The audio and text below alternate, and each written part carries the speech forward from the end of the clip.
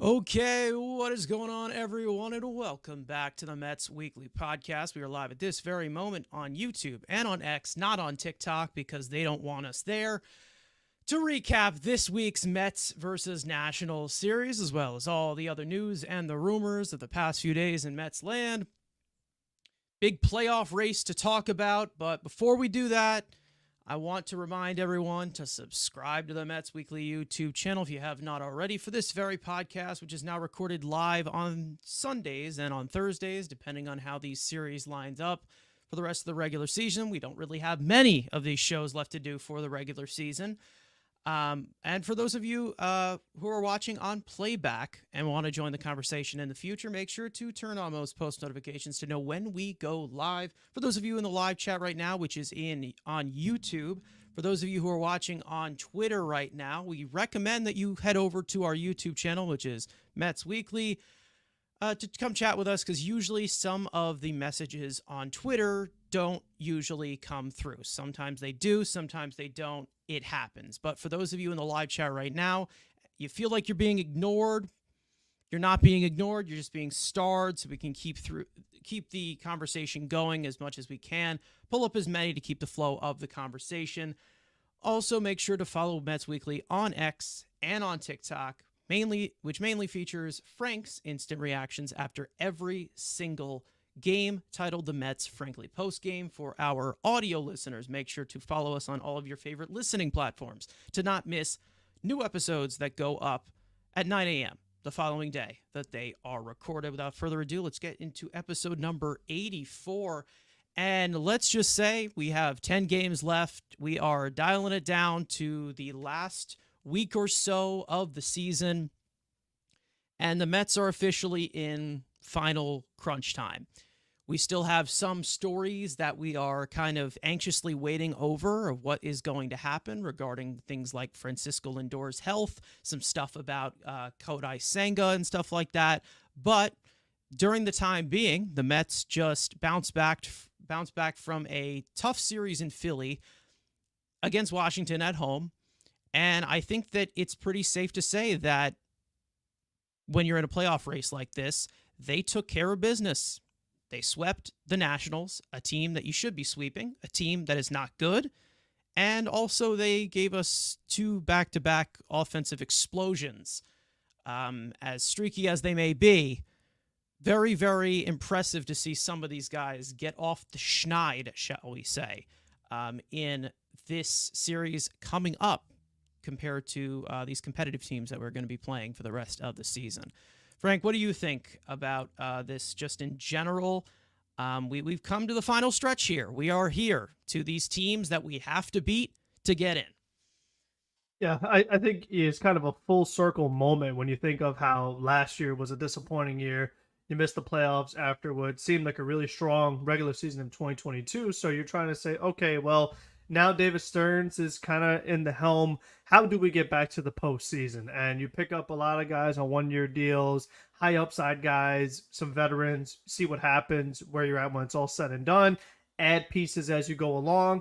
And now you're in a position where you are where you want to be, playing very, very meaningful late September baseball games where it's going to go down all the way to the wire. And you're going to be very just excited to see what happens these last couple of weeks of the season. And right now you're holding on to a playoff spot. You're a game and a half ahead. So this is what you want. I mean, this is so much better than previous Met seasons where September, just like, oh, we're waiting for this to end so we could talk about offseason stuff. It's like, no, we have a lot of things to talk about, like you said, with Lindor, with Cunha, with Senga. Like, there's just so many different things happening right now. And how do you hang on and make it all the way to the end? So it's a really exciting time to be a Mets fan right now, just that they finally are in this really good position at the end. And it's just a matter of hanging on and just grabbing it and keeping it, and then see what happens once you get into October. But they've put themselves in a really good position now, did what they had to do, putting up back-to-back 10 pieces, which was really, really nice to see,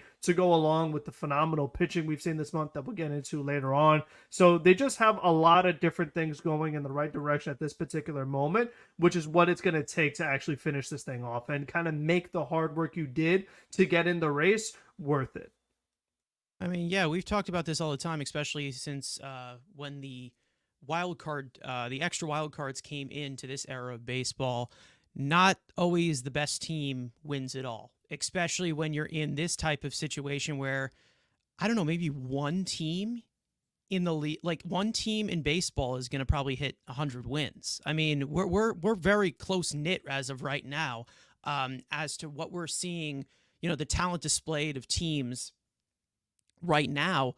But there are really good teams out there that the Mets are going to have to find a way to beat, and they most likely will be the underdogs if they do get into the postseason.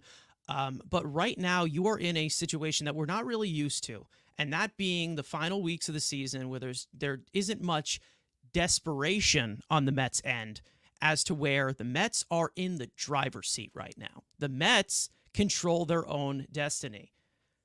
They still need to continue to win, obviously.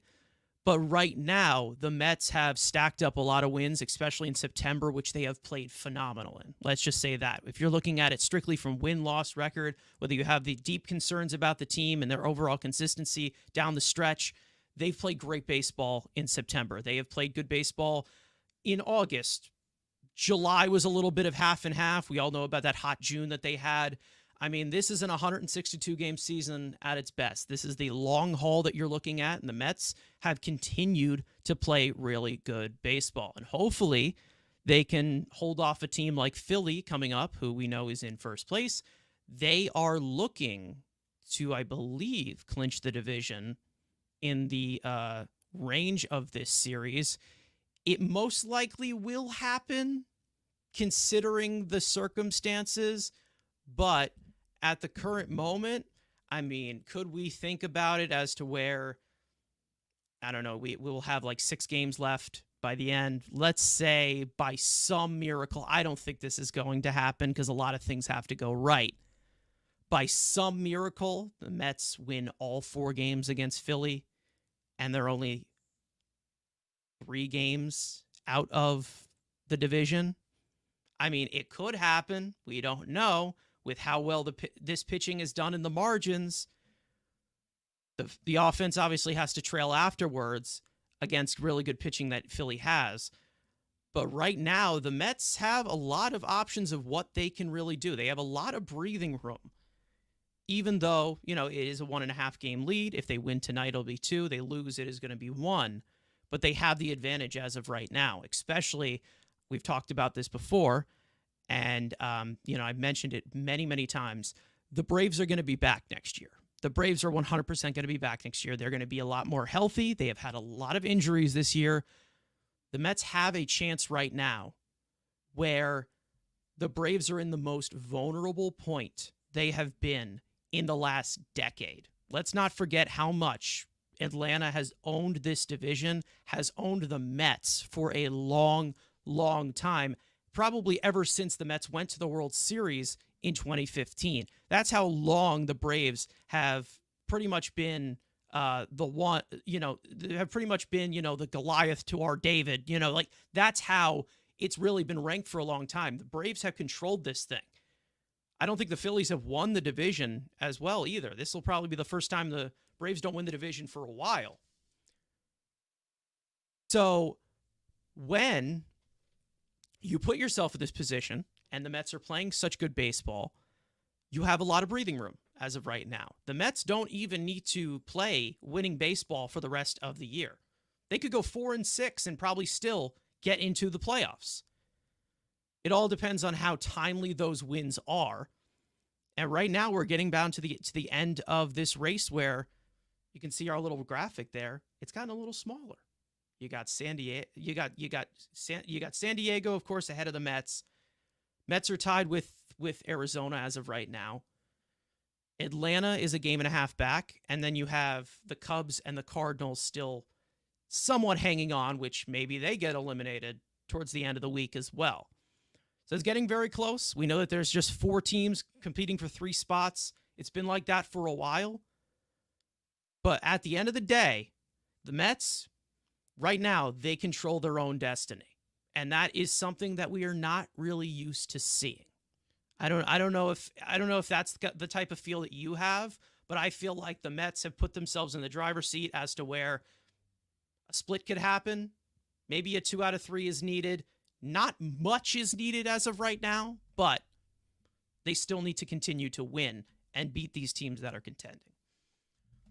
Yeah, I mean, when the Mets had the long run of trying to get into a playoff spot, how many nights were there where the Mets won a game and you're like, oh, but Arizona keeps winning and San Diego keeps winning and Atlanta keeps winning. So it's like, poor Mets, they're doing so good, but they still can't get in.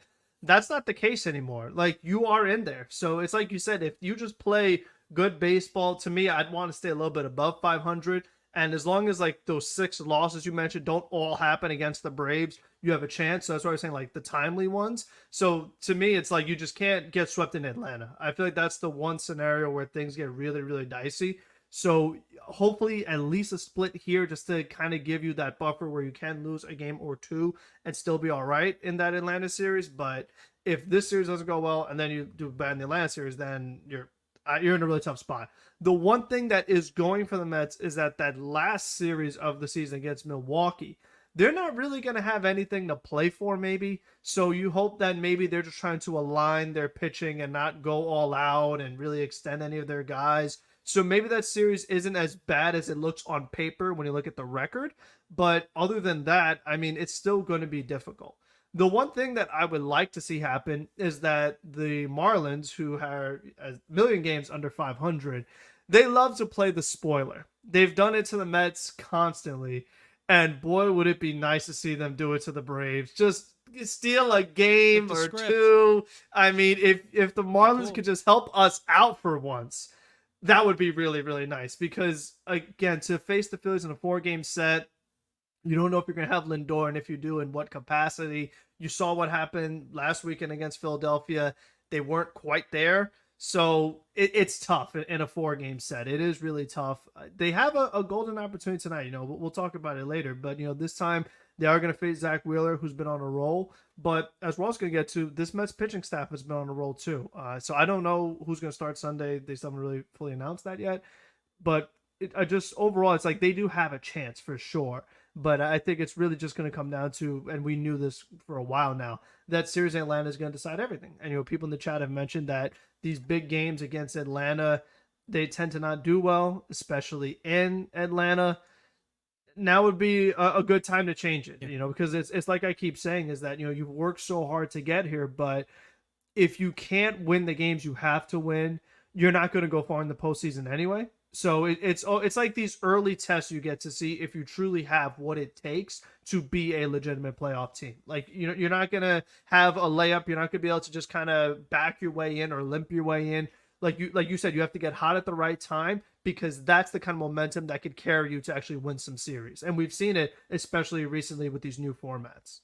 Yeah, I mean, they found a way to win a lot of games. Some of them in September, it seemed like they had no business winning them. I mean, let's not forget that game on September 11th with the no-hitter. They just looked dead throughout 8 innings. They came all the way back. Even the first game of this series against the Nationals, the offense was not doing much, and then they fought back in the final third. So, I mean, when you look at just from a standpoint of, like, I don't know if you're looking at it like from luck, or you're looking at it from, the just that type of mojo that these teams have when they get hot at the end and nobody can stop them, kind of like how the Washington Nationals were in 2019, or the Phillies were in 2022. The Braves were. I mean, all these teams that were in our division. Maybe it's the Mets' turn. I mean, is it possible that could be it? Again, at this current point, they just need to continue to play good baseball, which has been on top of, let's just say, the adjustments made by this rotation, which I do want to eventually get into. But first, let's talk about these games full head on with the full-on series rundown. Of course, the Mets taking care of business and sweeping the Nationals. Game 1, Sean Manaea was brilliant once again. 7 innings of 1-run ball, 6 strikeouts on just 85 pitches. The Mets offense would struggle to break through against Jake Irvin, who gave them quite a fight on July 4th. This would happen once again. until Jose Iglesias would tie the game on an infield single in the 8th inning late. Nimmo and Alonso would both get hits in this game. Jose Budo would strike out the side in the 8th. Edwin Diaz would pitch a scoreless 9th. This game would head to extra innings. Reed Garrett would shut the door in the 10th, stranding the ghost runner, setting up a late substitute game-winning walk-off single by Starling Marte to secure Game 1 over DC. Game 2, Tyler McGill would continue his solid campaign since his recall from AAA Syracuse, going 6 innings of one unearned run, 4 strikeouts. The Mets offense would explode starting in the 4th inning. Luis Angel Acuna would hit his first major league home run, going 3 for 4 on the night with an RBI double as well. In just his 2nd MLB start at shortstop, Pete Alonso would drive in 5 runs on the night, including his 33rd home run of the year. Tyrone Taylor would stay hot with a multi-hit game as well. Francisco Alvarez would homer. Ottavino, Brazaban, and Alex Young would finish off in the pen with scoreless outings to complete a 10-1 rout of the Nats in Game 2 to notch the series victory. Game 3, Jose Quintana continued his brilliance in September with 7 scoreless innings on 4 strikeouts, but the spotlight was on the offense once again. A 9-run inning in the 4th, an RBI double by Tyrone Taylor to open up the scoring. Mark Vientos drove in the next 2 on an RBI single. Luis Angel Acuna stayed hot since his debut, driving in the 4th Mets run. Starling Marte drove in 2 more with the bases loaded. And Brandon Nimmo slugged a 3-run homer to make it 9-0. Acuna would add on to it later on with his 2nd career home run to make it 10-0. Phil Maton would struggle in the 8th, but finish it off unscratched. Huascar Brazaban would finish it off in the 9th to complete a dominant sweep of the Washington Nationals. The Mets now sit at 86-68, now currently leading as we speak the Braves by a 1.5 games for the final wildcard spot, and tied with the Diamondbacks for the 2nd wildcard spot. As we've said, as we speak, it could change by the time that the audio is out tomorrow, but that's where we stand. So, lots of positives in this series, let's just say that. I will just continue to push the statement that the Mets got the job done. They beat a team that they needed to beat. Not only did they beat them, they destroyed them. Not to mention, I'm pretty sure there was just 1 earned run allowed in this series by Mets pitching, which was just, pretty much unheard of. Like that goes back to, series that we have had in, 2015 with the Harvey and Syndergaard and Wheeler. And that's the type of dominance that we had from the pitching. Of course, this is a Nationals team that is not in the race, but again, this was their opportunity to stack wins, especially with the circumstances, and they did the job. What did you like? What did you dislike, Frank? What do you think? Yeah, I think that after going off that Philadelphia series where after Lindor got hurt, you saw the offense not looking too great. And then that first game of the series, the offense wasn't looking great. You're definitely starting to get kind of worried, being like, uh-oh, is anyone else going to step up? And then the Luis Angel Acuna show officially began. We had a lot of concerns about his hitting profile, about what he could actually provide offensively. And the very last episode, I was like, you know what? I'm seeing some productive at-bats, getting singles, but I'd like to see maybe like a double or maybe an extra base hit or whatever. And then he says, okay, no worries, watch this. Just 109, off a lefty, off a righty. Not the greatest pitching in the world, but just the fact that he did it in a very, very, very small sample size is really exciting. And he's showing you good defense at shortstop. He's kind of all over the field, making things happen. He's an exciting player, and I feel like he's kind of a bit of a spark plug right now and is exactly what was needed once Lindor went out.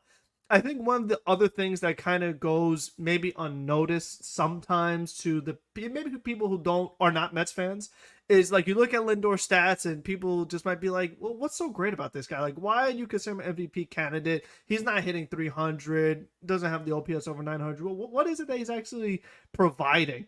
And I think for Lindor, a lot of it is the emotion and just the motor and kind of being the heart and soul of the team, playing the game with a lot of energy and just getting everyone else fired up. And I feel like to some extent, the way Acuna plays, you can see some of that same energy and just like he's playing like his hair is on fire and he's just kind of flying across the field and cutting off the second baseman like Lindor does to make these really nice plays at shortstop. So I feel like, we talk so much about like you can't replace Lindor. He's been so productive for this team. It's going to be really difficult. But for a rookie, a guy who literally just got called up, he's given them more than they ever could have asked for as far as trying to at least be a productive player at that position. So I feel like that to me has been a really, really big key that we just didn't really know what to expect from this guy. We didn't have high hopes based off his AAA numbers, based off just kind of looking at his tools from the offensive side. We had our concerns, but I'd say overall he's looking really, really good. And now he's gotten a few more games under his belt. And he's in these big games. All these games matter a lot, so he gets another chance here against Philadelphia.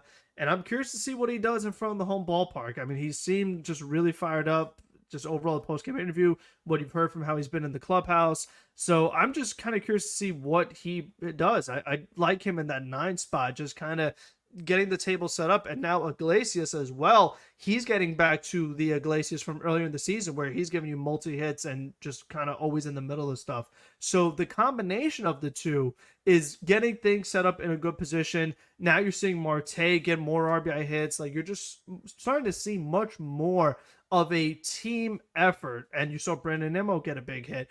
And like we've been saying, that's what we've been asking for all along. That's what we needed, because far too often it was Lindor and Vientos. But now that you're seeing so many of these other guys actually step up, you can see the difference it can make for this team. So this is what they're going to need in order to kind of make it all the way, is to see Marte continue to perform with Iglesias. And if you're getting help from Acuna, great. Nemo, Alonso, like they need all these guys to be meaningful contributors. And you're seeing Alvarez hit more home runs now. This is the kind of stuff. And Taylor, I mean, how can I forget about him? He's been phenomenal. Yeah. So it's like when you have this many guys stepping up and you're able to put together a 9-run inning, those are the kind of things that are going to allow you to have a chance. And with the starting pitching doing this well, you're in every single game. And, even like yesterday for Quintana, it was 0-0 going to the 4th inning. And you're like, oh my gosh, is this Mets offense going to wake up? And they say, okay, here's a 9-piece. So it's just like the pitching, keep them into the game. Just kind of, it gives the offense a sense that like, we don't need much to win this game. It's not like, oh, we're down 5-0. How are we going to be able to manage this? How are we going to put this together? It's like, no, every inning is your opportunity where like, no, you could get in front of this game and you could close the door. So I feel like just that combination of hitting and pitching, that's what you want from a baseball team. And you definitely saw that in this series. Yeah, I mean, when you look at Luis Angel Acuna, I mean, this came out of completely like left field. Let's just say that he was someone who was a fringe consideration for the rosters expanding. He did not get that call up. Pablo Reyes got it. I don't think Pablo Reyes had a single plate appearance. He just like pinch ran for a second or whatever. Eddie Alvarez was called up before him. I mean, they definitely looked at other options as compared to somebody like Luis Angel Acuna. Now, DJ Stewart as well. He got called up DJ Stewart Acuna. Was put on, put up here. I mean, they look at DJ Stewart so many times. Hopefully that's over. But when you look at somebody like Luis Angel Acuna, he's young. He's got a lot of upside. Yes, he has had a rough season in AAA. But obviously, we're taking those with a grain of salt. I was let's just say I underestimated this guy's hitting tools a little bit. I did not expect him to be so good against fastballs. I was expecting him to chase a lot, and he did chase a little bit. He's had a little bit of swing and miss so far, but nothing too crazy. And when you're talking about guys who play with their hair on fire and play with this sort of passion and keep the energy going, we've got another one of those guys in AAA in Drew Gilbert, who we know plays like with his hair on fire. So that young, youthful energy, it ain't going to stop. So if he pans out as well, that's going to be fun too. I'm not saying Luis Angel Acuna has panned out yet. He has had 15 plate appearances, just letting it marinate here. But I'm going to tell you right now, I mean, with Lindor not in the lineup, MIA at this current point, you didn't know who was going to take the reins at any point. And even though they're facing a Nationals team that is not competitive, the Mets still needed to stack up wins. And when they had Luis Angel Acuna just spark plug this offense, not to mention, I mean, in that first game, Jose Iglesias looked like the only guy who gave a shit for most of that game, because he looked like he was single-handedly carrying us on each side of the ball. But then they got it together, and then everybody just scored in bunches like they usually do. Because once one hit goes, 7 hits go, and that's how this Mets offense is constructed. It's frustrating to me. I don't know if everybody else likes when teams score in bunches, but when you see them like go at like a 0 volume to a 100 volume to a 0 volume to 100, it can get a little bit frustrating because of the timely hitting of how it is. But they were able to keep themselves in this game at any point because of how good the pitching staff has been. But when it comes to Luis Angel Acuna, I mean, we already know that the tools were there. The speed, which I want to see him display first if he, continues to get on base, like how he has been, of course. He's not going to sustain what he's doing right now, but when you talk about just his overall defense, which has been phenomenal as well, where he's basically doing everything to his right and to his left. Arm is great. We know that he can run as well. Just the overall tools that he has, those are the types of guys that can help you win in the margins. And then with guys like that, the bat is just a bonus. We've talked about that with guys like Bader and Taylor, guys who have not been great hitters throughout their careers, but when they get on a hot streak, it really can be a big contributor for this team. That's one thing that the Mets have continued to lack a lot recently. They just have guys who are, let's say, one-dimensional of they're hitters, they're good defenders, and they can't really do anything other tools in between to help you win in the margins. They have tons of guys like that. I know that Eddie Alvarez is not a good hitter. He's not a major league hitter whatsoever, but his defense was also a main contributor to us in this series as well. Guys like Tyrone Taylor, we've talked about him defensively as well. He made some good plays in this series. His bat has been red hot. I know that Bader has obviously cooled down recently, but again, his defense is definitely irreplaceable in center field, being one of the best defensive center fielders in all of baseball. You wish that Starling Marte was a little bit younger so he could provide some more tools as well. We did see him swipe a bag, I think, in this series. I don't know. Was that happened the second game? I don't know. Something happened, but it's good to see that he can still do it. That'd be great, But, taking the initiative, like we have said, from all aspects, the Mets have put together wins like this. And hopefully, against premium pitching that they are going to be going up against for 3 of the 4 games, not tonight, 3 of the 4 games in this series, hopefully they can manufacture runs that way as well. I'm hoping to see Luis Angel Acuna continue to be that spark plug. I want to see him show off his speed in this series. So I really hope that does happen. And we are going to talk about Acuna's playing time, which I know some people are talking about that in the chat. We will talk about that in regards to somebody else who has not been a good contributor to this lineup in a second. But I do want to talk about just one piece of information, which I think that needs to go on. I think it needs to go noticed because let's just say with Lindor going down, we were expecting these pieces to step up in his absence. Lonzo and Nimmo, they did a really good job. Let's just say that. Nimmo had the 3-run homer last night to put the hammer down.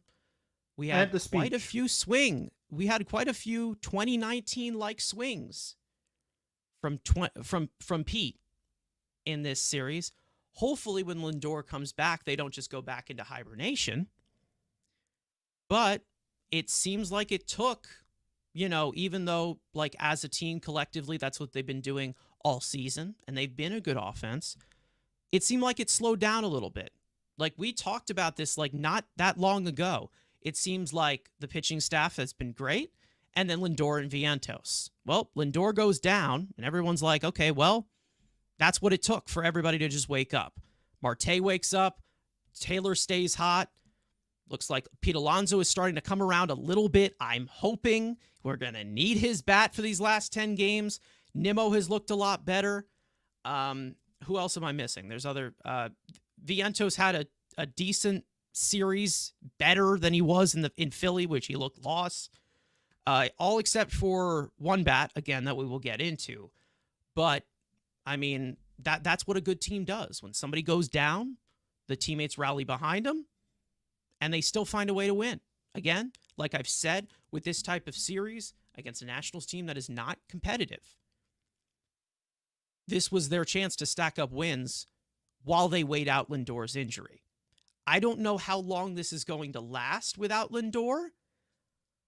I'm really hoping, and I'm praying that tonight is the last game that he misses, and he plays tomorrow.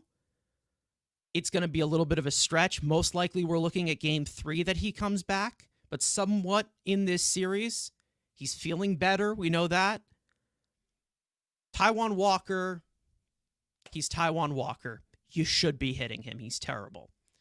Everybody else that you're facing in this Phillies series, they're really good pitchers. So I'm hoping that we have Lindor for that, because I'm probably not going to feel as confident if he's not in the lineup for the second game.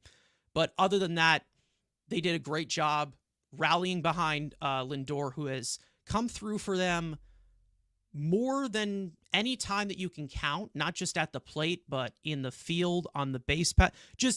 They basically made up for their MVP production in this series, which I didn't know if they could do. And then you had a guy like Luis Angel Acuna come in here and just be a full-on spark plug. And, we know about how Marte can be a spark plug at some points. Just as a team collectively, they matched the MVP production that they were getting from Francisco Lindor against a team that's not competitive, but still crucial wins, crucial games. Every game counts in this playoff race. If there's anything you want to add that you saw that you liked as well. Yeah, I just have a couple of Luis Angel Acuna stats just to think about for everyone that's listening. So, Luis Angel Acuna has hit 2 home runs in 15 plate appearances. Now, Jesse Winker has had 116 plate appearances as a Met, and he has 3 home runs, and he's supposed to be a DH. So, that's something interesting to think about. To go one step further, Brett Beatty got 171 plate appearances for the Mets this season, and he hit 4 home runs.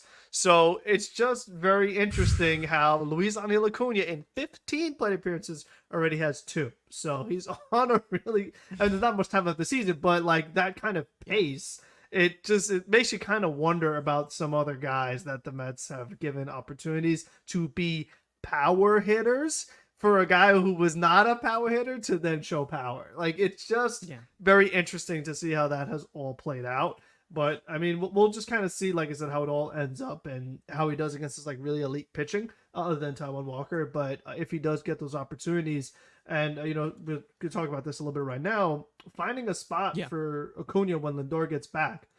For this season, they have a couple of decisions to make. Now, I said in the beginning, Iglesias, he's been great, especially lately. It looks like he's gotten it going again.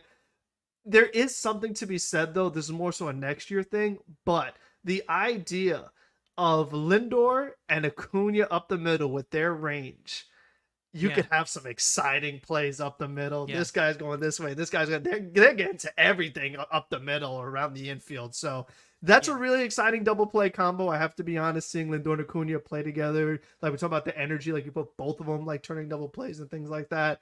I think that would be really awesome. They mentioned on the broadcast that like another position that Acuna could play is center field. He's gotten some time out there. And with Bader's offensive struggles, it is something to consider every now and then. Like, for example, tonight, they have Tyrone Taylor starting in center field and Bader's getting the day off. So that does give them another option. So there is ways to get him in the lineup. As far as every day, that's where it gets tricky. They have to decide. It's like, do we want Iglesias or Acuna? And then do we want Acuna or Bader? And that's the tough one when we talked about, like, even though Bader's bat hasn't been good, his glove is really, really good in center field. And center field is the position where Acuna has played the least. He does have speed, but that doesn't always necessarily translate to being a good center fielder. There's still a lot that goes into it, having good reads, putting yourself in a good position, knowing your He's also your field. 5'8". Yeah, he's 5'8". But you know what? Yeah. But listen, Mookie Betts is a very good outfielder when he was in the outfield, and he's very short. So there is a way to do it. But, overall, at least it's another option for them to consider. And you just feel that, like, with guys getting days off and things like that, they'll find maybe ways to sprinkle them in. And even with Bader, you could do something where you could start Acuna, and then late in the game you could put Bader in for defense. Like, there are those options as well. But, there is a couple of different ways they could do it. But those are some, or if you want to give, like, if Yento's a random day off, you could put Iglesias at third and Acuna at second. Like, there's ways to make it happen. But as far as, like, full-time this season, it's going to be tough. But I think next year, the idea of having Acuna play second and making McNeil that true utility player, play some outfield, some infield, that's something that I think is much more realistic. Yeah, and again, when we talk about, like, these guys who are just, like, they don't have, like, the big, the upper frame, and they're small. We've talked about it, like Jose Altuve has developed power, obviously, as he's come through the major leagues, and, like, he's definitely one of the anomalies of these small guys, and I think that's the main reason as to why I kind of underestimated somebody like Luis Angel Acuna, as to where I'm like, okay, I don't know about this swing. I've talked about the lower half before. He looks like he's going to face plant sometimes when he does the two-hand follow through, things like that. I love the lower half. But there is similarities to his brother. Let's just say that in the swing. Let's just say that. Not as a player, I think that there's just, like, there's quite a gap there. But when you talk about somebody like Luis Angel Acuna, if he can find a way, let's just say, I mean, I don't know, to give you like a 15 to 20 home run bat in a full season.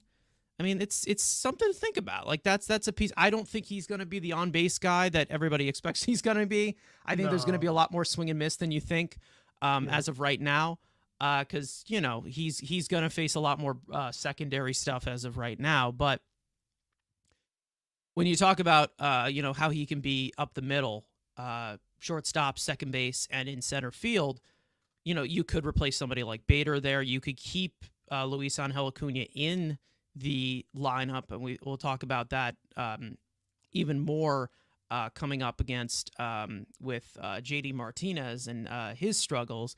But you also can put Iglesias at third base, and you can put Mark Vientos at DH. You can put Acuna at second base, and then when Lindor comes back, he's at shortstop. That's another combination. They have the flexibility to do this. And those are the types of players that David Stearns likes. The guys that can put in all of these other positions, who can give you defense. Their bat is a plus because they have the tools to do so. Maybe it's not elite, but when you look at all of these relatively good to average hitters together, it makes a great offense. And that's what they've really done well this season without the Judge and Soto star power that we so crave from the Yankees as of right now. It's more spread out. You have a lot more guys contributing that way. And to just have another guy like a Luis Angel Acuna come up here, hot as anybody could ever be, making their major league debut, I mean, it just adds to the options of what you can do for winning combinations. And to see that happen without Lindor, who's been your MVP player, I mean, that's remarkable. I mean, it's incredible what they have been able to do. Yeah, I mean, no doubt. I just think that with Acuna, I'm pretty sure you mentioned in our group chat that the exit velo he had last night on his home run is an exit velo that he didn't have at any point in the minor leagues. So, to kind of talk about, like, we didn't expect certain things, it's like, well, he hadn't shown it to us. Like, if he was hitting exit velos like that in the minors, we're like, okay, well, we know he's capable of this. But until a player actually does it, you don't necessarily know that they're capable of it. So I feel like that's kind of one of the other things that, like, this was very unexpected. And to your point with the lower half, I mean, that would be like my one like nitpicking is that even like on his swings, that back knee is almost touching the ground, which, listen, Adrian Beltre made famous, but I just think overall that does make me a little worried too. Like, we've talked about a lot of these Met hitters, against right-handed pitchers, sliders away, the way you're pulling off, it becomes tougher to reach that outside pitch. So I, like you said, as far as how aggressive he is, I don't see him being like on base guy either. But that's fine. Not everyone needs to. I think with his kind of player, if he is going to be this line drive guy that can kind of be more gap to gap and use his speed, then you could get away with that. So, and then once he's on the bases, steal them. So there's still ways to kind of overcome that. And then if they throw him more on the inside part of the plate and they miss, oh, sorry, he could take that out to left field. Like that's a player you could work with. Like there's still a lot of good things that can come out of it. But I think to expect this high on base guy, I wouldn't count on that.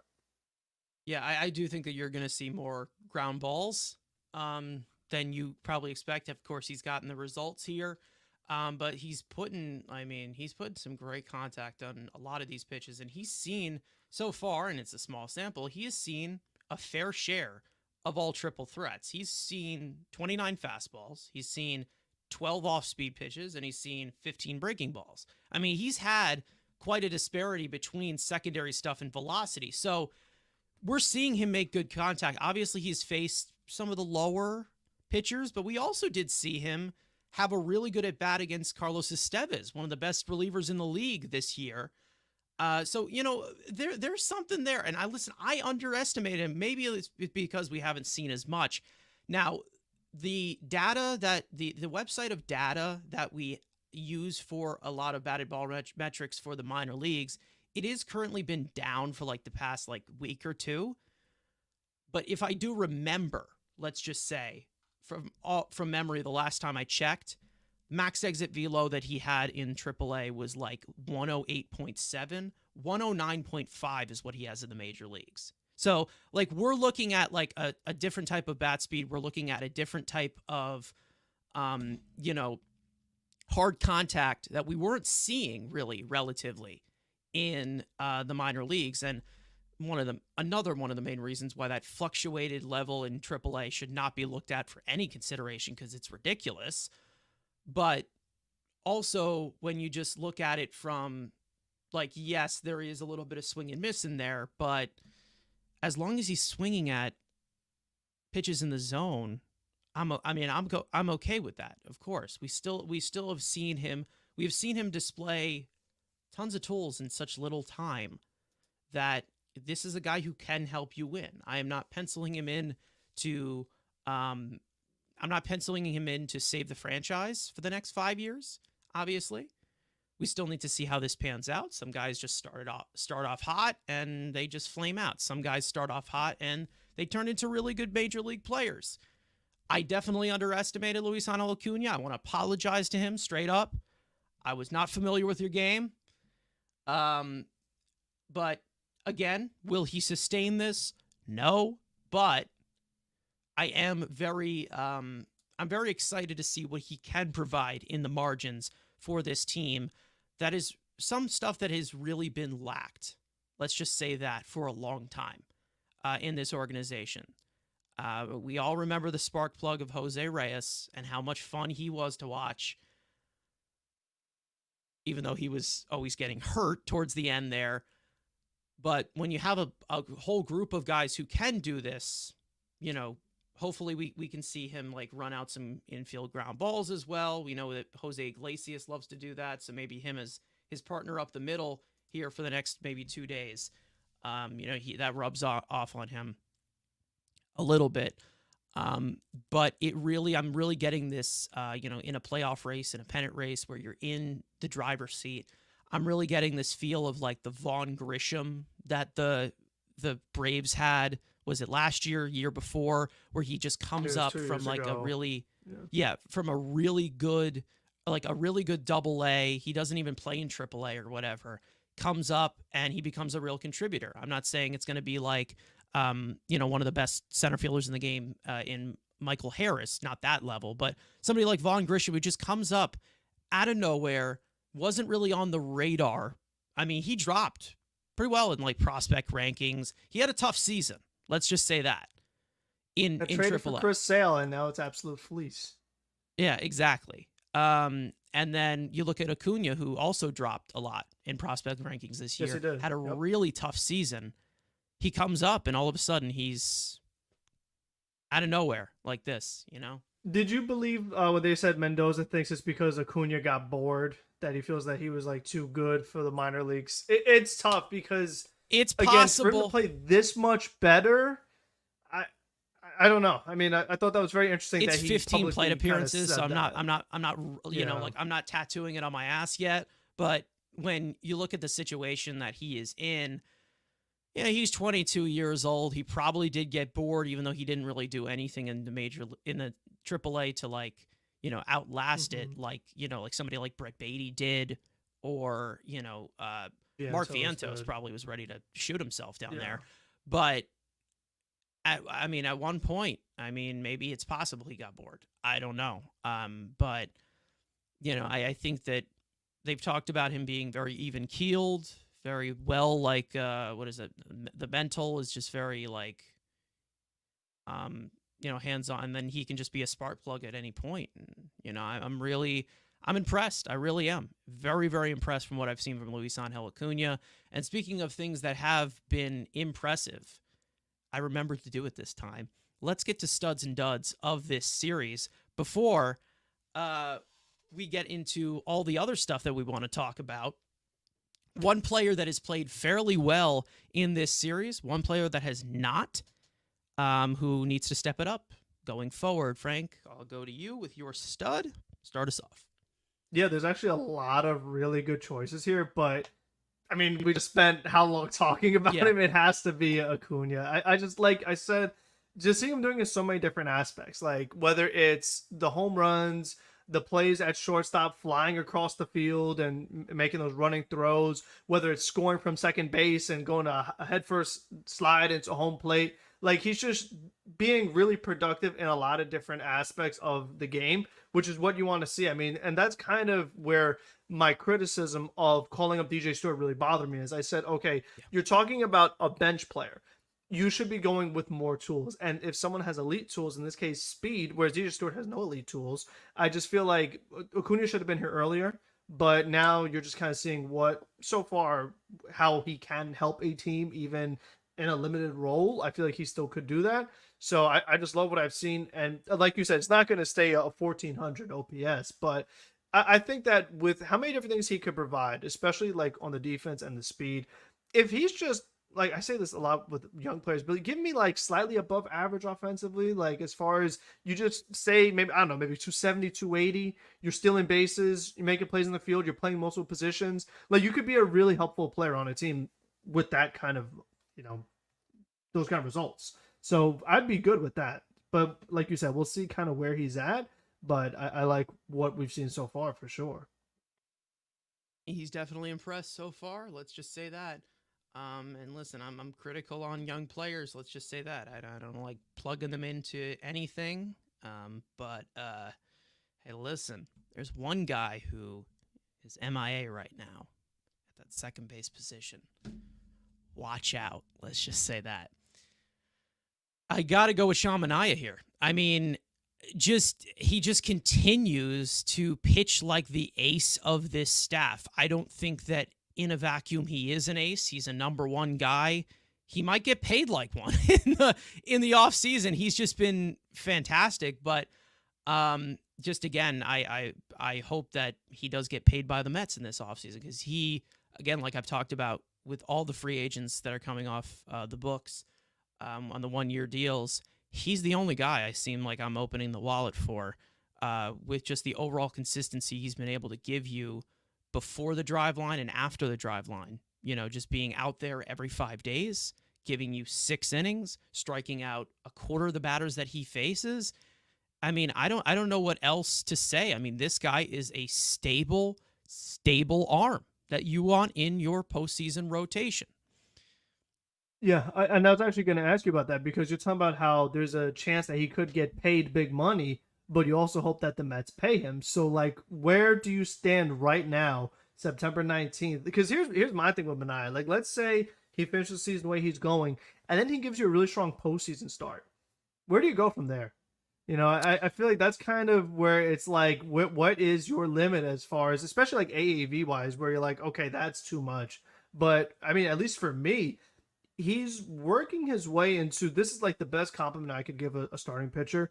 I feel good when he's on the mound. You know what I mean? Yeah. Like I feel like there's a lot of times like when someone makes a start and you're like, oh, I don't know how this is gonna go. I don't feel comfortable. Like with Manai, I'm like, he's got this. Like we have a good chance to win today. He's gonna give, like you said, he's gonna give us length. He's gonna strike out batters, and we're just gonna have an overall really good start. And that's the kind of and okay, it's not DeGrom, but like with aces, that's the kind of feeling I would get when they Yeah. pitch. And for a while now, I mean, it's been going on like consistently. I feel good when he's on the mound.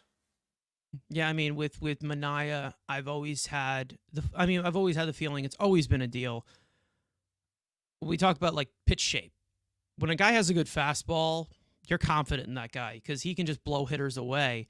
Whether it is in the low 90s, whether it's in the high 90s, if you have good fastball shape, a good graded out fastball, you have solid breaking stuff, you can get results in this league. You can. And from the left side, strikeout lefties, very, very rare in this game. Obviously, there is one strikeout lefty on our division rival who got, again, like we said, traded for Vaughn Grisham, who I was pushing for in the offseason. You were like, oh, no, no, no. Oh, he's too injured. No, hey, he's had the health, Yeah. so that's awesome. Oh, here we go! There we Wow! go. All right, caution high waves coming in through with the $5 donation. No message attached, but he's saying it's a super sticker. So thank That you is very super. much. Really appreciate it. But what directing over to the duds of this series, I mean, there wasn't many, and I feel like the next dud will kind of one of the duds. I feel like we're gonna transition into the next. Who do you got here, Frank? Yeah, I mean, it's the guy that we already have on here. It has to be JD Martinez. We're Yeah. waiting for it, especially like we said, the position he plays. You're the DH. You need to hit because you're not going to give us anything defensively, not give us anything on the base path. So if you're not hitting, you're not doing anything. So if he's been a struggle for him, I know he had those good at bats in Philadelphia where, Stevenson's making these amazing catches in center field. But like we said, now you're facing the lesser competition against Washington. And for him to not really get the job done, and this is not so much a knock on the guy, but for Tyrone Taylor to outplay you like big time, that's a very bad look for a DH. And with JD, it's tough for him because he's on a 1-year deal. He is up there in age. I don't feel comfortable bringing him back at this current moment. I just don't really know how much is left in the tank, especially like you've talked about him changing his approach. Like with the Dodgers, he was pulling. Now he's more opposite field driven. And he had success early in the season doing that when he first was on a good roll. But I just don't know how long it could go on like that, especially like we've said, this is more of a pull hitter's ballpark. So I don't really know how I would feel about him, especially going forward. Yeah, we'll see what happens, but I do agree with you that I would put Martinez as the dud, and here's the main reason why. Let's transition right into it. I want to talk about JD Martinez. I think that the best way to describe this is a veteran nosedive. If you're looking at the duration splits, the last 10 games, he's been absolutely abysmal. A -10 weighted runs created plus. Yes, these things can go into the negatives. You go to the last 20 games, 47 weighted runs created plus, a little bit better, a little bit more of a sample. Last 30 games, 69 weighted runs created plus. And in the entire second half, he has had an 82 weighted runs created plus, basically replacement level, which is not good when you're a DH and you don't provide anything. Something that we can pay attention to as compared to the first half and the second half, a lot more chasing, up by over 9% on outside swing percentage, less contact in the zone, a lot more swing and miss in the zone as well. Still hitting the ball hard at the same rate, barreling up the baseball. Pretty much the launch angle splits are pretty much the same. But lots of flying open, let's just say that. Less of a sample is definitely going to give you a higher exit velocities, of course, but that's a little bit of a difference between like 50 or 40 batted balls. But overall, with what we have been seeing from JD Martinez as compared to what we were seeing in the first half, where he seemed like being one of the main contributors to glue us together. It's really fallen off that way in the second half. He has not been the same hitter. And yes, we know that. Is it possible he can contribute in the postseason because he's done it before? Yes. But as the DH, as someone who really can't do anything else but hit right now, he does not own a glove at this current moment. He used to play the outfield. He doesn't do it anymore. He is 36 years old. He is going to be 37 next year. So he's a DH. That's it. That's all he's going to do in the lineup. Hopefully he starts to wake up. But at this current moment, what we have seen, it has been, in terms of the production, because he doesn't walk that much, we're seeing worse than Vogelbach right now. Like, that's how bad we are seeing at the current level in the second half with JD Martinez. Yes, JD Martinez is the bigger name than Daniel Vogelbach. JD Martinez has had a fantastic career. No denying that. We know what he is capable of. But currently, at this current moment, let's just say that September baseball, let me just put it at that note. He's probably been the worst player on this team, like the worst hitter on this team in this entire lineup.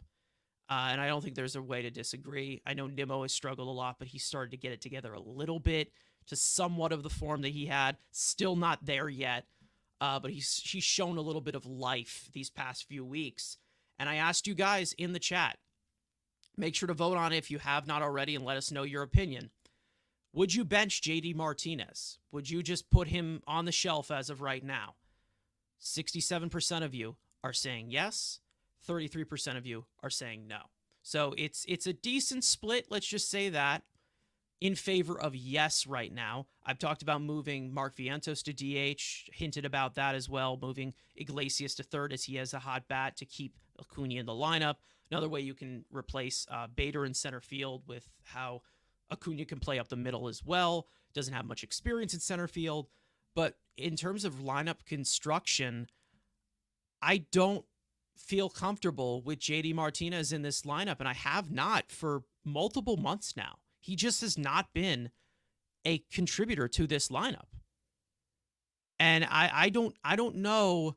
Again, he was contributing at one point, but in the second half, he's just disappeared. I don't know what's going on with him or whatever. I know we've talked about pulling fly balls, going opposite field. He loves doing the opposite field stuff. That I don't think is pretty much everything about it. I think the pitch selection has been horrible. The overall pitch recognition has been terrible. We've seen him just swing at everything and have some really ugly swings as well along with it. I don't know what the hell's going on with him, but right now, he ain't the JD Martinez we signed up for. Let's just say that. Yeah, I feel like with JD, I mean, my only hope is that he's had good postseason moments before. So I just hope that, in a big series against Atlanta, or if the Mets actually do get to postseason, that he could just show some of that. I mean, you want to some extent, trust your veterans, the guys who have been there before and have the experience. But if he's not performing at anywhere close to that level, then the experience is kind of useless. So it's just a very tough thing right now. I think the Mets have to be very selective with how they use him. I don't think they could totally just keep trotting him out there until he figures it out. But I also don't know if necessarily just totally benching him is the answer either, unless Marte and Taylor both stay hot. And because the other thing too is that you're looking at the alternative Jesse Winker. It's like I just mentioned a little while ago, there hasn't been much power from him either from the DH position. So, overall the offense has been a little better, but he's striking out a ton too. So I feel like, they could use him a little bit, but I don't think they should necessarily rely on him at this point because, right now in September, he's hitting 083. So other than Eddie Alvarez, that definitely is the worst on the team. Yeah, I mean, overall, when we talk about Eddie Alvarez, we say he can provide other tools such as his speed and his defense. JDM ain't doing that. He's not going to. We did not sign him to do that. And that's just that. And he has not been hitting whatsoever. That's what we paid him to do. He's not doing it. And I think that when you have a lot of these pieces on this team with all the flexibility, like we've said, there is a way where you can, if you want to give Marte, even though I don't like Marte at DH because I just don't think it belongs there. He belongs there. If you want to put Mark Vientos at DH, go ahead and do it. Jesse Winker, we know against right-handed pitching, he'll probably play a lot more. Is he playing today, Winker? He's in there, right? Is he in the outfield? I think he's in the outfield today. Yeah, I think Winker's out there saying Marte is not playing, which was very Marte's not playing. But... Okay. Is it possible? I mean, maybe Marte, they're trying to probably just have him more against lefties because it's been a huge gap between him and righties to lefties this season. I'm pretty sure he has like over a, what is it? Do you have like an over a 900 OPS against lefties this year, Marte? Like it's a huge he's been good gap. against the lefties. He's been great against lefties. And specifically when we talk about like that outside slider, he's been one of the main culprits of that. Against the righties, yeah. So against like from that angle, of course. But when it comes to somebody like JD Martinez, we expect him to hit all types of pitching, whether it's right-handed, left-handed, underhanded, they're throwing with their foot. He's a hitter. So that's what he should be doing. He hasn't been able to do that. And as of right now, we do have other options that could possibly DH if you want to, again, take some pressure off of Marte's lower half, which has been like pretty much non-existent this year. Or if you want to just put Winker in there, or somebody like Mark Vientos, move him over there with the hot bat of Luisangel Acuna, keeping him there and giving him more playing time. Not to mention Iglesias, who has earned the rights to play every single day. I think that there are options there as to where you can bench somebody like JD Martinez, but he is the veteran. We know that he is a good hitter for his career. He's proven he's been able to do it. I hope that before this episode comes out on audio, that he has a monstrous game tonight. I hope he does, and we just completely cancel out this entire conversation, and we scrap it. We just scrap it completely, and then we move on.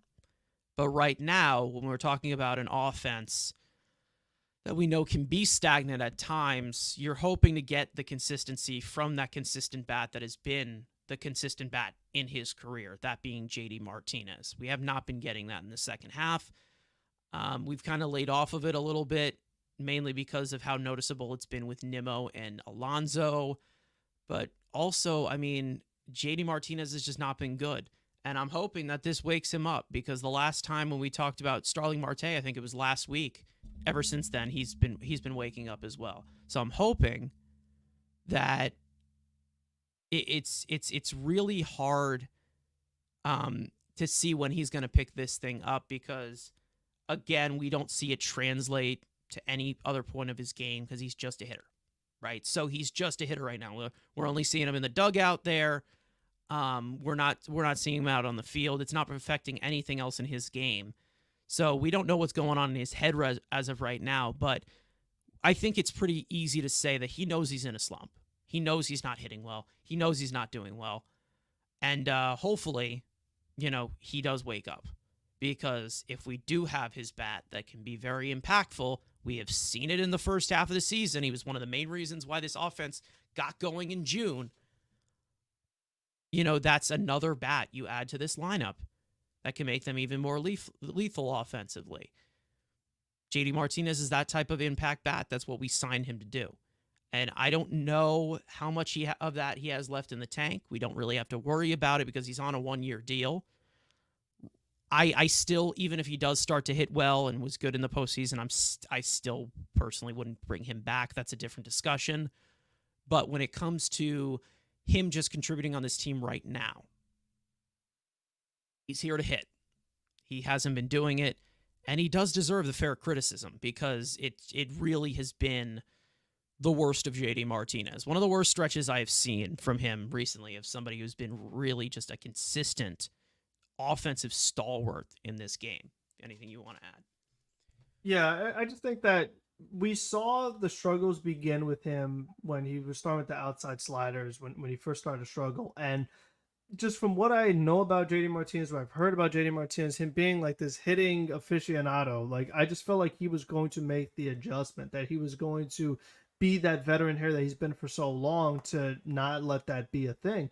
And he's still yet to actually show improvements. If anything, things have gotten worse. And I just feel like that just kind of goes against from what he's done in the past. So I just, that definitely concerns me.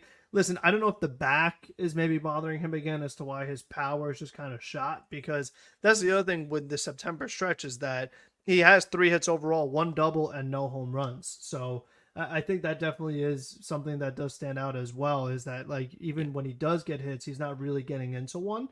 So, and like you said, if he could be not the vintage JD Martinez, not prime JD Martinez, but some of what he's been in the past, it would be a huge boost to this lineup. I mean, that was why they signed him, to be a good, and he was really good last year for the Dodgers, especially with the power.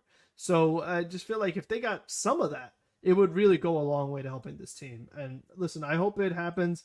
Better late than never. And like we say, if you were ever going to wake up, now is the time. I mean, if you want to be bad, but you want to show up when it really matters most against the Phillies and the Braves, trying to get us to the postseason, now would be a great time to wake up. It'd be the best time to wake up.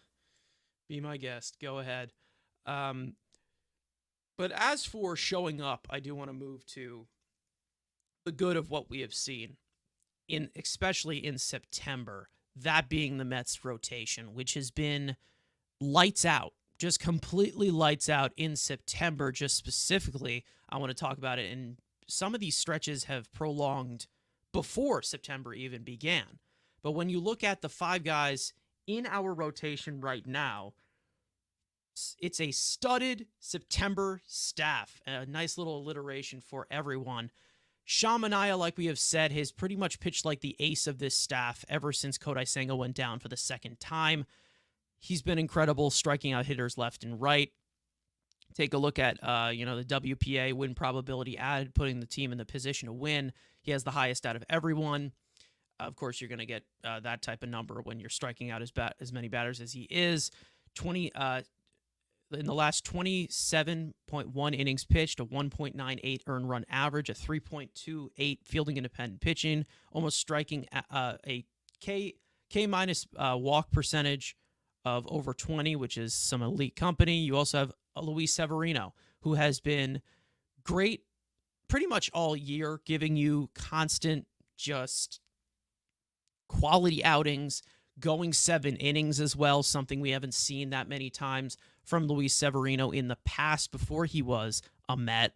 David Peterson, who has been really, really good ever since coming back from his hip surgery off the injured list, but he's also put in 1 quality start, 2 quality starts, and then the one in Toronto, which wasn't great, but he did bounce back from it greatly in Philadelphia. Jose Quintana, holy wow. What has gotten into Jose Quintana? We have talked about Jose Quintana a lot as to what has been the story with him of, kind of on the decline. Well, he's told us to completely shut the hell up. I'm pretty sure he is now at a scoreless streak of 23.2 innings pitched. That's what he has active right now. Obviously not giving up any runs in this span in September. Striking out batters a little bit more of a higher clip than he usually does. And also, the main thing that we like to talk about, which has been one of the bugaboos this year for Jose Quintana. No home runs allowed in the month of September during that span. Obviously, not giving up any runs. You don't give up any home runs, so that's kind of just like easy 2 and 2 math. But also, win probability added, a plus 0.61, putting the Mets in a position to win, giving them length as well, and of course, putting up the zeros he has been in this span. Tyler McGill has been very sharp as well since coming back from AAA Syracuse as well. Has not been facing the really great of opponents, but you know what? That's a good position that he probably should be in as of right now if they're going to continue to stretch him out as a starter. And then you look at the ranks that the Mets have had in September. They are 8th in innings pitched. Again, something that we have not really seen that much. They are first in earned run average, first in fielding independent pitching. Strikeout rate, they are second. Walks, of course, we know they're a little bit up as compared to what these elite teams have been doing, but they are ninth. They haven't been walking as many batters recently. First in home runs per nine, and of course, wins above replacement and overall win value. They have been first in September. It is a small sample size, but again, September baseball is the most important for teams that are trying to make the playoffs. And let's just say the pitching has been the main reason as to why this team is in the position they are in September baseball. Right now, I think, what are they, 12-2 in September? 11-2 in September. They are red hot. 11-4, something like that. Red hot. Let's just say that. And one of the main reasons why has been in the rotation. And when I say this, given the circumstances, getting as many innings as they have had with all the question marks, guys' health, guys not being able to go deep in games, with a lot of walk problems throughout this year, and also adding on Kodai Senga, who has only pitched 5.1 innings this year. We expected not to fill in any of the innings that you were getting from Kodai Senga. All year, that's been proven wrong. This rotation that doesn't look great on paper has gotten the job done, and especially in spots where we really need them to, that being September baseball. Frank, what do you think has been going on with this rotation that has just been lights out when we need them to be, just in this scenario, which has been incredible? Yeah, it's really interesting that like everyone's kind of kicked it into gear all at the same time. Like the fact that everyone got hot right at the same time is really fascinating to me. And we'll kind of go from the top to the bottom. Sean Manaea, for a while now, like I said, he's been pitching really well and just continues to get better. So for him, not really a big surprise. But Severino, on the other hand, he's more of a fascinating case because we were concerned about how he was going to finish the season as far as like once he hit that certain amount of innings, like is the effectiveness going to start to wear off? Could the health be something that maybe pops up a little bit? But he's gone on a roll as well too, so he's been able to kind of get things back under control because there was a point in time, probably in like June, where we were pretty concerned about him, or maybe July more so. He had a 5.81 ERA. We were like, uh-oh, are things starting to kind of go bad for Severino? And even August, looking at 4.08, but September so far has been 2.29. So he's had a big improvement. David Peterson's been pretty good since he's gotten here from the injury. So for him, there hasn't really been much of a change. He's kind of stayed relatively consistent. But Quintana is the one that was the biggest change. I mean, he's had a up and down season all year. Started off bad, then he got really good around the trade deadline. Then he got really bad again. You're looking at August, 5.63 ERA. So just very recently, he was doing really, really bad. But now he's got this scoreless inning streak going, and he's got a 0 ERA in 20 2/3 innings pitched in September. So he's gone into a groove all of a sudden. And then for McGill, I mean, same thing. When he first got here, he was so bad they sent him to the minors. In June, 743, July, 563. Now August and September have both been 169. So it's like you're seeing everybody just all of a sudden have these major improvements. And there was just a lot of concern with some of these guys when you're seeing how bad they were performing.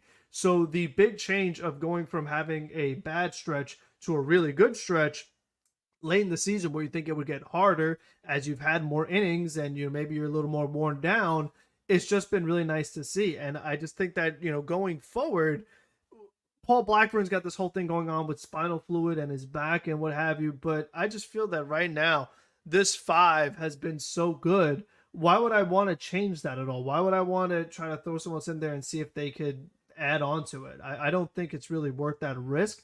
I feel like it's just too late in the season right now, and you should just play it out what you have. Unless Sanga's ready to go, then sure, you can slot him back in and then figure out what you want to do. If you want to put McGill in the pen or you want to put somebody else in the bullpen, that's fine.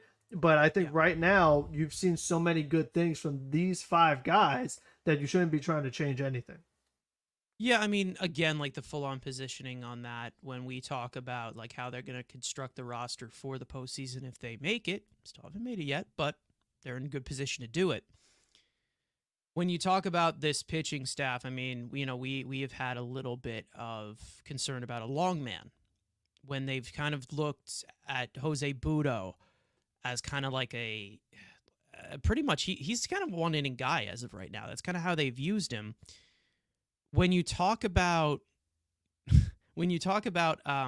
the overall ability to kind of move some of these pieces to the bullpen because you don't need a 5-man rotation for the postseason, you have somebody like Jose Quintana, who I don't think would profile great as a reliever, but he can give you bulk as well if you get a little bit of a short outing. I would move McGill to the bullpen if that was the case, and you move back Paul Blackburn, because I do think that Paul Blackburn will probably pitch a little bit better when he comes back, because I feel like there was some shit luck involved when he was pitching here. But again, if they want to continue this streak of 5 guys that have been pitching, leading up to the potential return of Kodai Senga, we don't know. That's good. When you're seeing this type of contributions of guys, everybody looks like, the 1-run ball pitcher, especially in September when you're just, this is the most important. They have been remarkable, and I think that there also is some credit you have to give out to Jeremy Hefner. I know we are very critical of him at some points. Again, I have talked about Jeremy Hefner before in the sense of, in theory, I believe that he could be a good pitching coach, but there's like some scattered factors about him that I see throughout the season that I feel like there is kind of like a lack of leadership sometimes when you go with Jeremy Hefner. Like, I feel like there are components of what he can do that have really, when they go together, they contribute well, but when they don't, there's a lot of inconsistency, and we've seen that kind of up and down with this rotation of volume sometimes, giving up too many home runs, walking the bat. Like, I feel like there's a very rough hinge with him. Like, that's kind of how I look at Jeremy Hefner. Again, I think that, the credit does go out to him because the pitching has been good. The bullpen has been relatively okay as well. Not great, but it has been relatively okay as well, especially in the second half in general. To be honest, they've definitely kicked it into gear. But there are still some pieces with Jeremy Hefner that I have concerns about, and I still do. But when it comes to the Mets pitching staff, they've really been able to put it together with what they have. Because let's not forget, there's been a lot of talk of, oh, well, maybe Nathan Eovaldi is available. Maybe they put him on. Like, we've talked about some other guys in the mix right now that could be pieces you can bring in to maybe make a spot start or two. What they have had and what they have internally, we have talked about being tired of the so-called depth of David Peterson and Tyler McGill. They've both stepped up when we've needed them to step up in September baseball so far. Hopefully for the rest of September baseball, we continue to see performances like that. Severino, I know, had a tough outing against, just strictly Bryce Harper the last time. He's going to be facing the Phillies again. Hopefully we don't see him hang any sweepers to him. Hopefully he learned that lesson. But going into, this year, we've talked about the overall consistency, again, of the concern of this staff, where maybe some guys just can't go far. Maybe some guys can't stay healthy. Luis Severino comes to mind in that regard. And right now, it doesn't seem to have any of those issues. Again, if you're superstitious, you knock on wood. Anything that we put out into the universe, sometimes the Mets say no thank you and let's light this thing on fire. But as of right now, the pitching is the main reason as to why the Mets are playing fantastic September baseball. Yes, it was overshadowed in the last 2 days where they scored 10 runs in back-to-back games. But when you look at it, the starting pitching is the main reason why they're in this position right now. And looking back, maybe in April and May, I don't think anybody would have said that when Kodai Senga was out.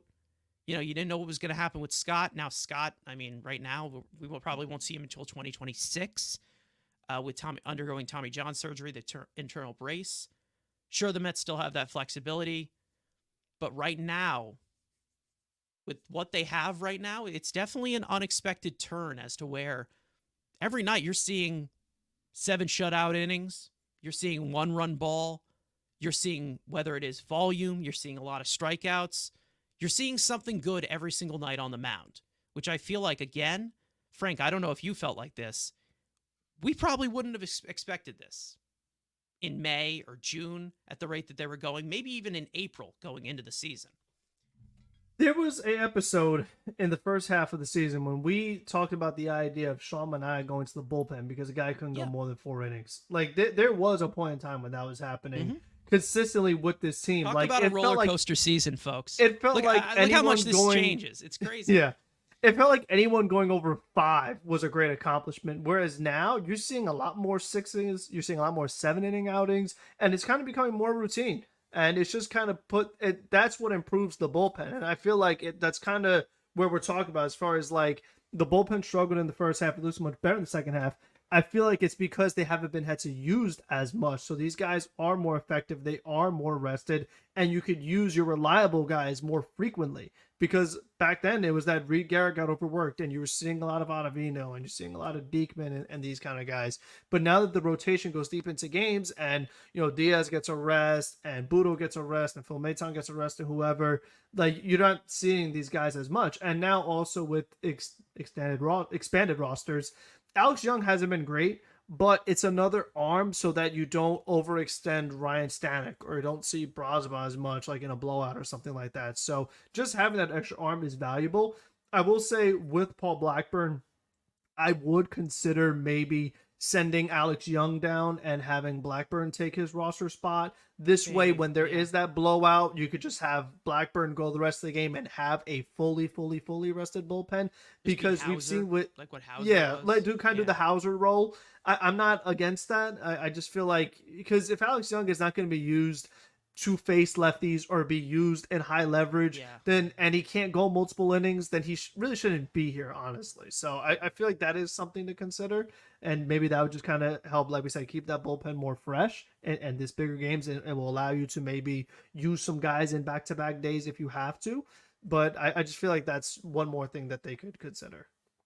Yeah, I mean, obviously we've seen the pitching step up the way that it has, and the way that this like bullpen is constructed.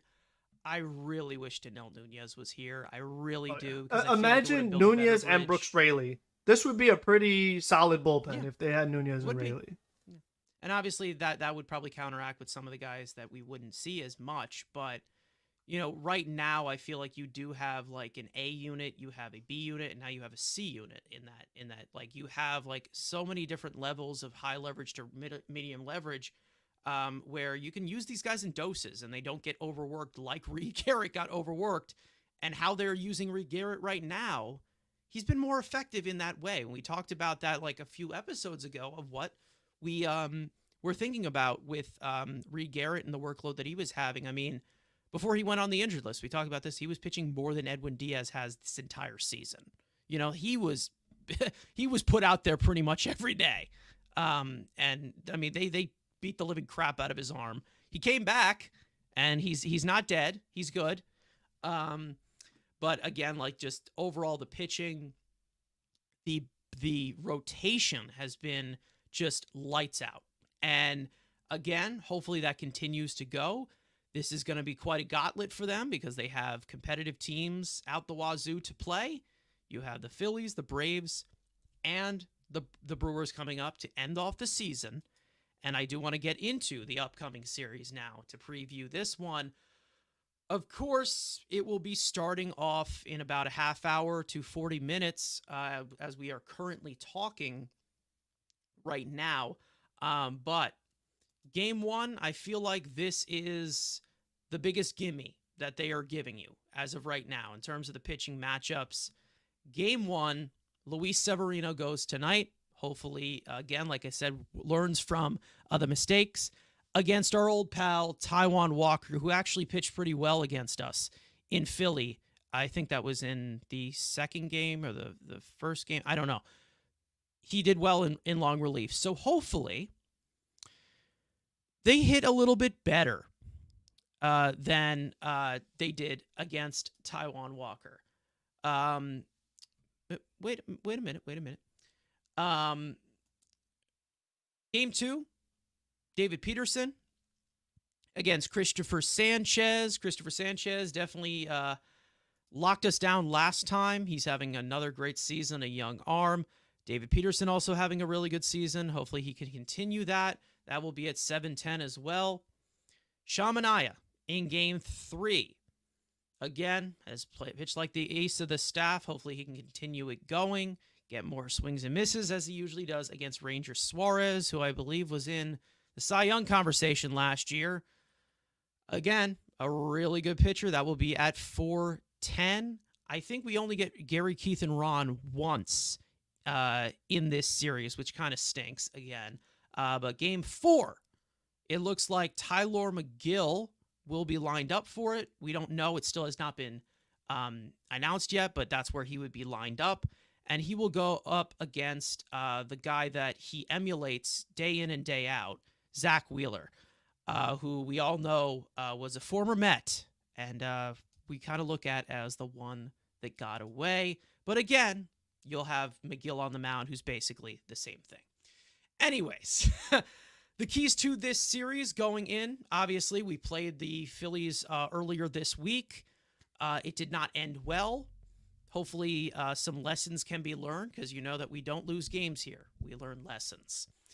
Frank, what do you think going into this 4-game set, this gauntlet of 10 games to end the season? Yeah, it's really exciting. I mean, in game 1, you see Walker with the ERA over 6, and you're thinking of the way he shut down the Mets over the weekend in a few inning outing. I hope that this time, being at Citi Field, after putting together back-to-back games of 10 runs, you feel like you have a little more momentum, a little more confidence. Like we said, we're starting to see certain guys wake up a little bit. That you like they said, we put Tyrone Taylor out there today, no Bader. They're trying to get the hot hands in there.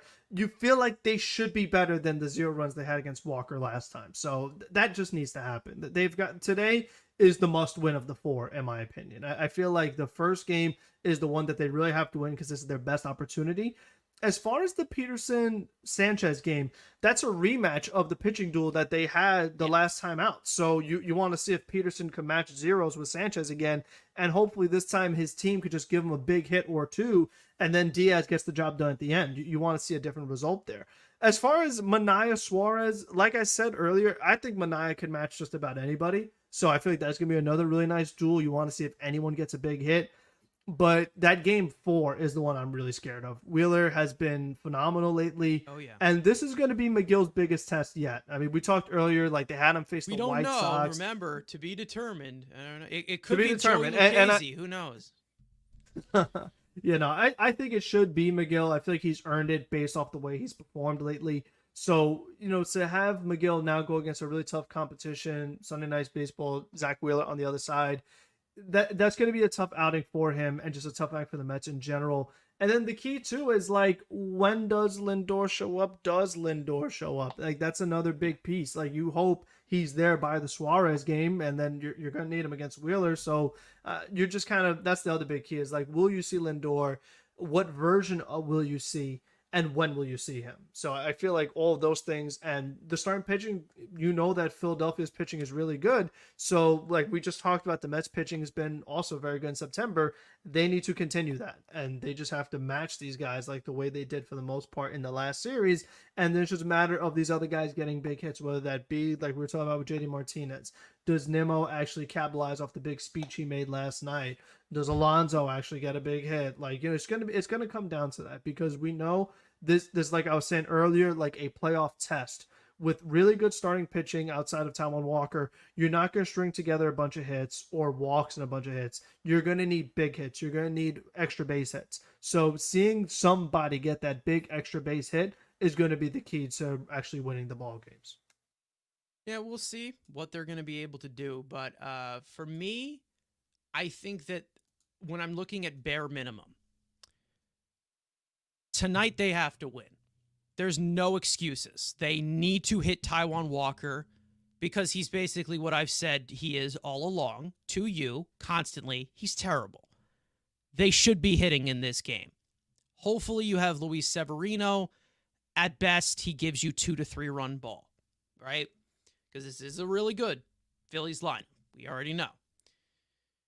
We also have another key Easy came in here earlier saying Mets pitchers need to dominate that bottom part of the Phillies lineup this series. They hurt us last time. They did. We did shut down the top of that lineup fairly well in that series in Philly. And the bottom of the lineup was quite pests. Let's just say that. Don't nibble around the strike zone. Attack them. Trust your stuff. Everything we've talked about that with the walks. You know. But when it comes to, again, like I said, in the bare minimum, they need to win tonight. There's no excuse whatsoever. You have one of your best pitchers on the mound right now, and you're going up against Taijuan Walker, who, like I said, sucks.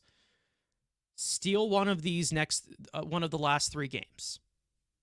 Give me a split. Just give me a split, because when we're looking at it from the team that is behind them in the Braves are playing the Marlins. Most likely, the Braves sweep that series or take 2 out of 3. You keep pace with them, it would be 2-2, a split.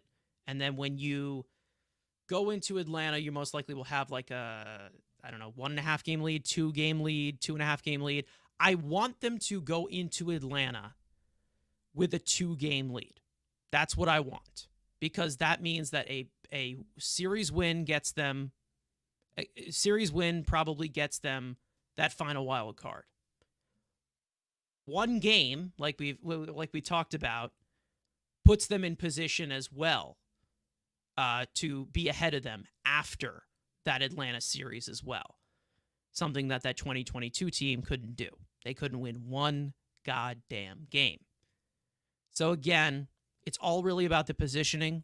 I feel like the best case scenario here is a split. I would love to see 3 out of 4. If you win all 4 games, that would be phenomenal. Do I see it happening? No. But if you win all 4 games, I don't know. Watch out for that division. Who knows? I mean, maybe. I mean, we've seen teams blow it before with this many games left. I won't name names of who it was, but it's happened before. Maybe we could return the favor. I don't know. But when you're talking about this Phillies series, I feel like the best you can do here, at bare minimum, split it. Split the 4-game series. And then, of course, hope that the Marlins play spoiler, like you said earlier. Hopefully. And again, one of the biggest keys, Easy definitely hit it on the head here. They got to take advantage of that bottom of the lineup, because it is top heavy. You know, you got Schwarber, you got Harper, you got Trey Turner. I don't know if any of them are like out. Castellanos as well is there. Is Alec Boehm back? I don't know. He wasn't playing. Yeah, Boehm came back against us. So. Okay. And then the rest of it, you got to take advantage of. Real Muto got the big hit last time. So. Muto as well. Yeah. Don't walk the 9-hitter. How about that? Don't do that. How about no? Let's not do that. This is a star-studded lineup in Philly. They know how to hit. Let's just say that. They know how to hit. So, all I can say is, good luck. No pressure.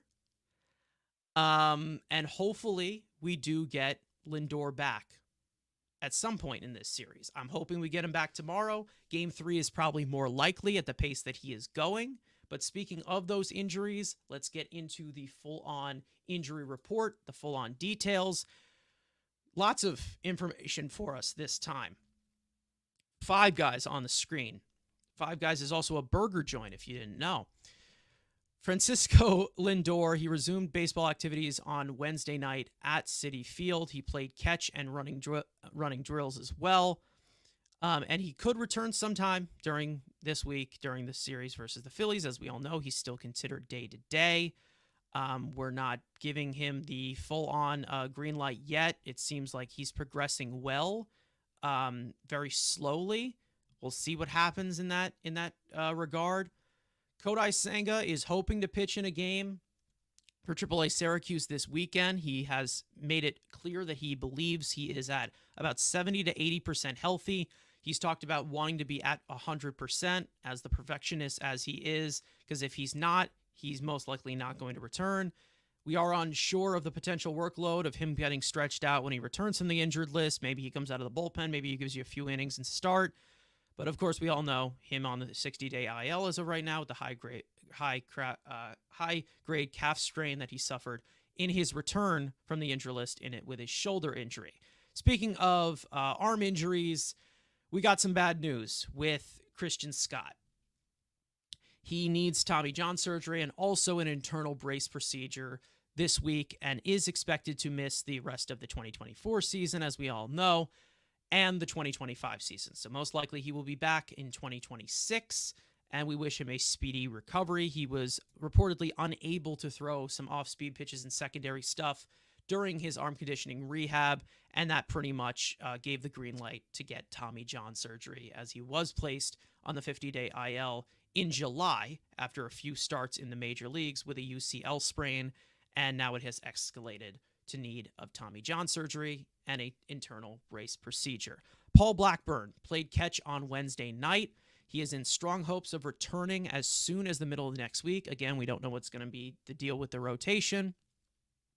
There is nothing set in stone, and his return will be based on his day-to-day feeling, as it has been for the past week. We did get a detail that he did receive about 10 PRP injections in his lower back, basically with this fluid leak, which sounds pretty painful, but it's not as severe as we're making it out to be. Basically, he has talked about it in specifics as crushing a Pepsi can or something like. I don't know what the analogy was. Seems painful. I don't know, but I like Pepsi, so cool. Brett Beatty returned to the AAA Syracuse starting lineup on Wednesday. Mendoza made it clear that a call-up to the majors is still in play before the end of the 2024 season. We all know he was placed on the minor league injured list after exiting a game early on August 25th. August 26th, he was placed with a bone fracture in his left index finger, and it's possible that he does replace somebody like Eddie Alvarez on this roster, who is not postseason eligible. All I can say about a potential Beatty return, whip-de-doo. But in terms of just going forward, let's just say in this playoff race, as I would like to call it, last 10 games, it's a gauntlet. These are good teams you are facing. I know we've talked about Atlanta being as vulnerable as they are. They still can make some noise. We know Philly is good. And then the Brewers, who we started off the season against, and they kicked our ass. Remember that 0-5 start that we had? They were one of the main contributors to that. Omar Narvaez was making starts. It was a rough time. Rhys Hoskins basically shoved everything up our ass. It was quite the scene. Let's just say that. Turn of events, maybe they can flip the script as well. But again, one game at a time. And today we've got the Phillies coming up in about 20 to 25 minutes, half hour regarding, for those of you, programming alert, by the way.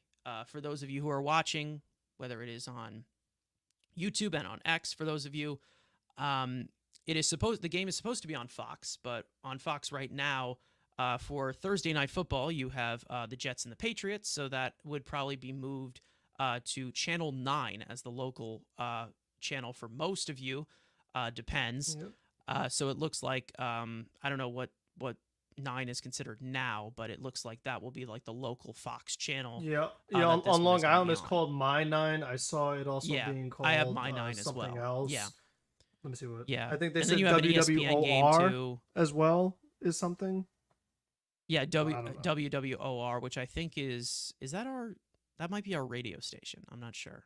Maybe that's Philly's TV station. I don't know. Oh, Something maybe. Maybe. Yeah.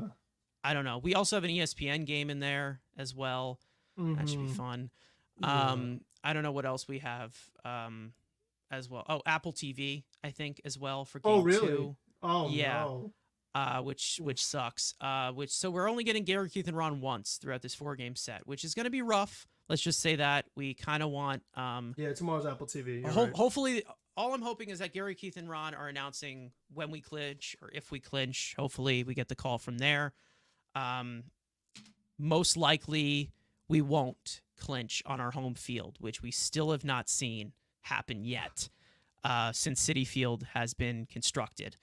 And I'm kind of blabbering here, but we do have a little bit of extra time towards the end here of different thoughts. So, no, tomorrow is the Apple TV game. yeah, tomorrow is Apple TV. I think Game 4 is ESPN, and then Game Yep. 3 And then Saturday is SNY.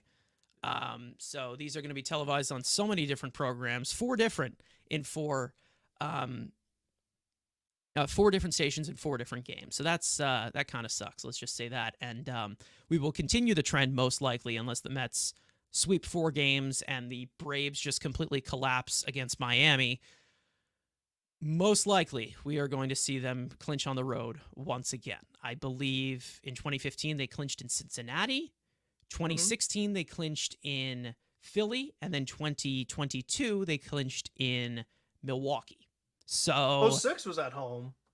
06 was at home, but that was at Shea. Yeah. So and I since Citi famously Field is went here- to the very next day game when it was like Julio Franco and the other Reyes and like all Nice. the scrubs. Back when you had real 40-man rosters and you had like a bunch of Yeah. people. I didn't get like maybe like one single starter, and other than that, that's how it was. Yeah, so one last clarification. Channel 9 is Yep. today, Apple TV tomorrow, Fox Yes. on Saturday. No. Or is SNY Saturday. SNY SNY Saturday. Saturday. ESPN Sunday. ESPN on Sunday, which is going to be probably Sunday Night Baseball with A-Rod and the whole gang. No, it's not A-Rod. It's A-Rod's it's gone? Perez and Cone and those guys. Ravage. Yeah.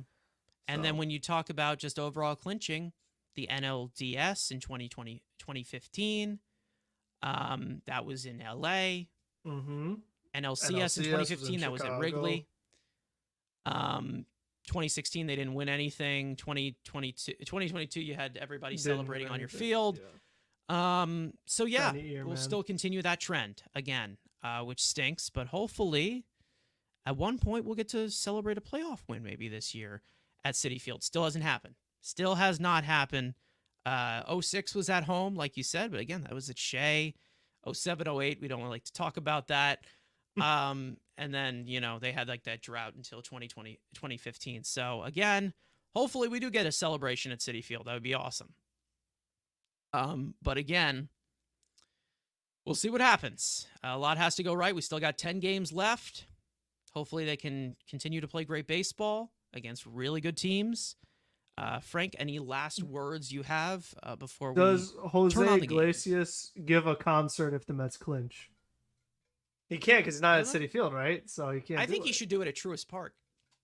Oh my god, that would be incredible. That's not gonna happen. He might get killed. I'm not gonna lie. He might get attacked. I wish. That would be funny. Best. That would be. We don't know what's going to happen in these next 12 games because I'm pretty sure they have 2 off days coming up. 12 days, between the Phillies and Braves, and then between the Braves and Brewers. So during these next 12 games, which is basically somewhat 2 weeks, basically, we don't know what's going to happen here. But we all know that the Mets are in a good position to control their own destiny. So hopefully they take with it, they run with it. Seems like this team's got the magic in them. They have continued to pull things out. Whenever we thought that they were going to go on the downward, they raise up again. Roller coaster season that has just continued throughout 150 plus games, and I'm pretty sure it's going to continue to 162 down to the last wire, because that's how the Mets are.